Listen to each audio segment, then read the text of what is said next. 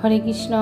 আজ আমি একটা নতুন ধরনের পরোটা তৈরি করব। এই পরোটাটা আপনারা কোনো দিন করেছেন কি না জানি না, কিন্তু আমি প্রায়ই ভগবানকে এটা বানিয়ে দিই। খেতে এত টেস্টি লাগে না, আপনারাও একবার ভগবানকে বানিয়ে দেবেন এবং বাড়ির লোকেদের খাইয়ে দেখাবেন।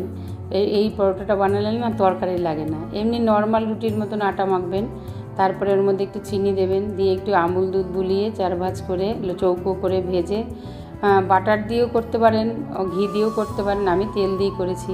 বাটার ঘি দিয়ে করলে আরও টেস্ট হয়। আর তার সাথে একটু সুজি করে নিলাম ভগবানের।